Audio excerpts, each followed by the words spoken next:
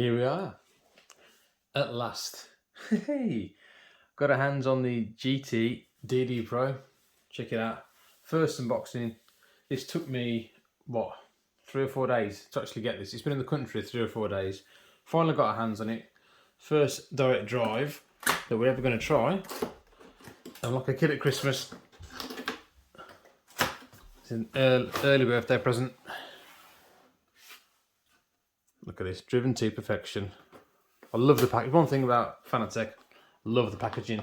The manual, quick guide. I think we've got some stickers in there as well. Yeah, all the usual stuff. Here it is.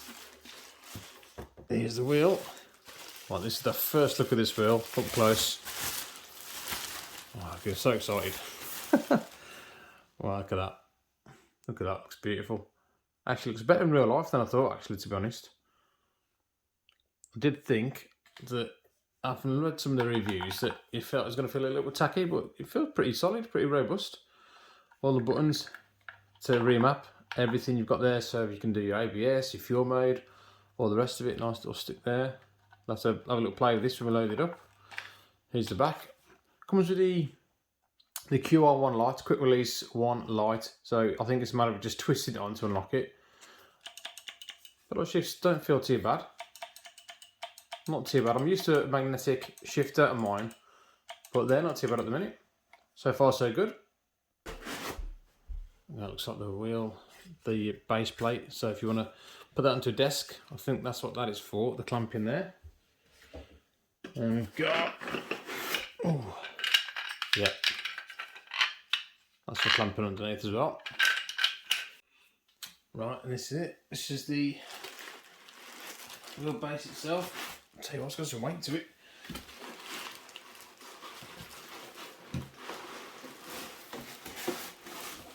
Oh, I definitely got some weight to it, that has. 2-hand job. Oh, there it is. Look at that. Definitely first thing is very, very heavy, that is. Really sturdy bit of kit. There's the connections on the back, look. So different shifters and whatnot, your handbrake, pedals, will go into the back of there. Tell you what, that is really, really heavy for a small bit of kit. Really, really good build and solid. And definitely heavier than the CSL Elite, so a lot going on in there. Right, the last bit of the box, we have CSL pedals, which look pretty sturdy actually. I just think they were going to be a little bit more flimsy, but seem pretty solid to be honest. Does not come with a load cell brake, so I think what I'm going to do is I've got a CSL pedal set myself, so I think I'm going to keep my load cell, and when I sell my CSL Elite, I think I'm going to sell these along with it. So with this, of course, we've had to go for the 8 Nm boost kit, which is the maximum torque you can get for this wheel and wheelbase. I think it does come with a 5 Nm as standard, but to be honest, if you're going to go for it, you might as well go for the 8 Nm maximum torque. That's what you want. That's the whole point of having a direct drive wheel. Pretty straightforward though. Another booster pack and whatnot in there, but yeah, quite surprising that doesn't come as standard, but would recommend if you're going to get this one, then definitely go for the 8 Nm boost pack. So we've got the base fitted on now, and I'll just show you now how we fit the wheel on. This is the QR1 light, so you plug it in and you tighten it up 2 or 3 turns, and that's it. That's all secure. And then just undo it, just the opposite. 2 or 3, it should come off quite nice. In comparison, we have got my old Formula 1 F1 wheel with a quick release on there. So you just slip that on and that's it, job done. So much easier, which I am actually going to get the QR1 quick release for this one. So you've got 6 bolts that just unscrew, and then you apply the QR1, which I do recommend for this one, for if you're getting the 8 Nm first test with a direct comparison to my F1 wheel with a quick release, as that's the wheel that I'm used to. So first time driving this, so we want to lean one out. Right, let's see how this feels in. Definitely feel the power. Yeah, it's a lot more responsive. A little slides like that, you can really kind of catch it. So these little slides there, it's a lot more responsive. You get it straight away. That slide, you can feel it straight away. In the CSL, you've got a ever so slight delay. Depth chicane. Ooh, navigate that just about. Scraping the wall. Absolutely solid bit of kit this is.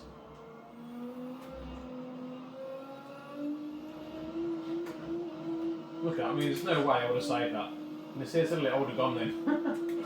Definitely. So, first time using the new wheel, and straight away I can tell the difference in the gear shifters straight away. So I'm so used to my magnetic shifters on the Formula 1 wheel, but it's such a positive kind of click and you really have to press it to change gear. Over this one, you don't. It's a lot easier, but definitely feels a lot stranger. Definitely, now you're driving it, doesn't feel as premium as the Formula 1 wheel. As well as you've got this kind of bit underneath it, if you can see that.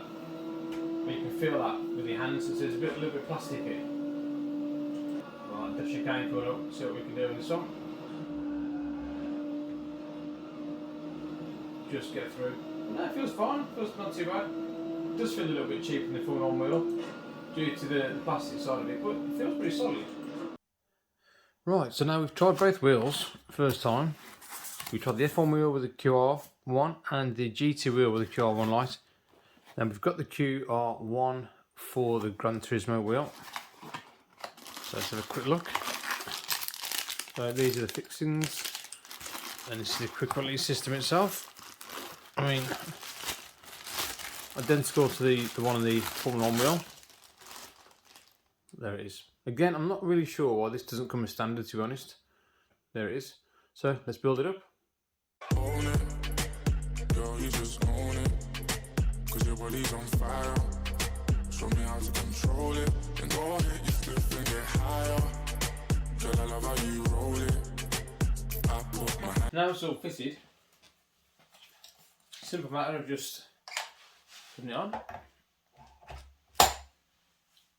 Simple as that. First driving this car, this wheel, with the QR1 instead of the QR1 light.